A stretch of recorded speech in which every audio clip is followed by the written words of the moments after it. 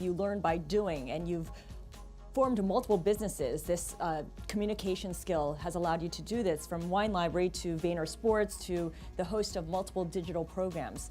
Which of these different businesses do you do for love versus for money? I speak for love. I do this for love.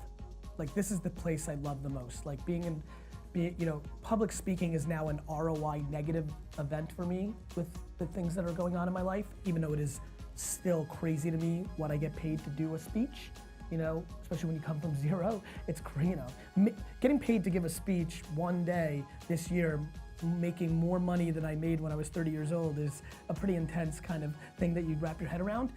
But it's still not worth my time in a lot of ways now, unless it's leading to business generation for VaynerMedia or other things, which is really what I now mainly do. But I'll do something like in New York or support organizations I believe in. But I do this for love. I'm fascinated by people that complain. If you don't complain, I actually have nothing to say to you. I don't think I'm entitled to. You clearly have no reason to really listen. If you're good, you're good. And if that's 9 to 5 and you're on 4 softball teams and you're loving life, then you won. My big thing is, in this era of everybody saying that they're gonna be billionaires and they're entrepreneurs and they're the best and I'm the next fucking Zucks, right? And you're going to Coachella and you're going to, every summit at sea and you're just not working, like, I think that's intriguing. I don't think people are losers. I don't think people shouldn't sleep. I think your actions should match your mouth and your ambitions. Like, to me, the fact that you even have the ability to build a business between 9:30 p.m. and 1 o'clock in the morning is remarkable, because your grandmother didn't. The internet has allowed that to actually be even a debate.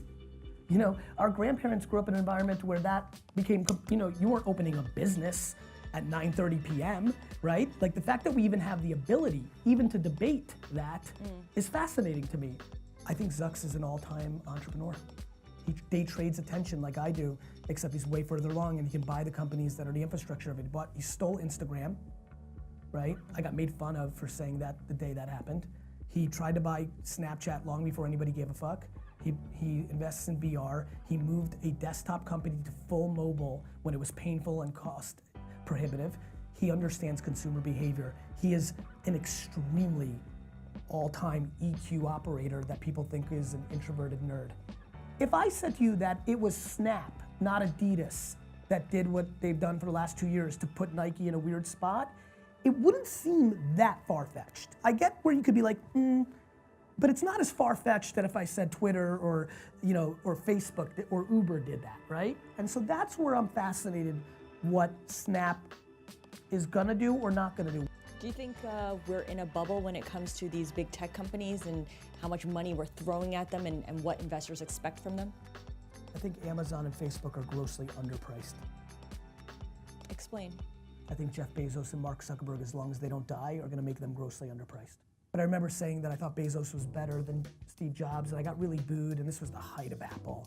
And Amazon was 4 or 5 years ago, which is not what we think about Amazon today. Yeah. But AWS, Sawdust, like the way he bought, like even the losses, like Living Social and Woot, and he was just doing things, and I was like, fuck, man, Bezos has moves, right? Like Steve Jobs is all time, but he had the same move, rinse and repeat in a lot of ways, if you understand how I'm kind of framing it.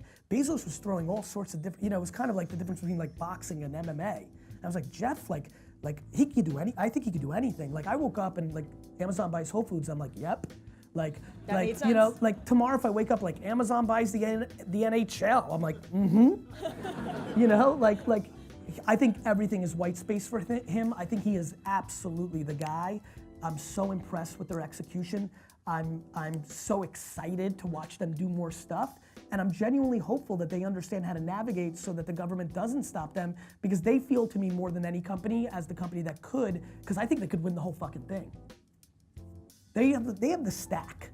When you start understanding that Alexa is this close to becoming the next search engine, when you understand that when you're brushing your teeth and you run out of it and you're like, Alexa, reorder it for me. Like, when you start understanding what they're doing and the way they're putting their pieces together, when you understand when you're watching Thursday Night Football and Des Bryant scores a touchdown, and at the height of your emotion, you can order his jersey by saying, Alexa, order that jersey, or whatever they tell you to do while you're watching, because they're full stack. They are an unbelievably crafty business,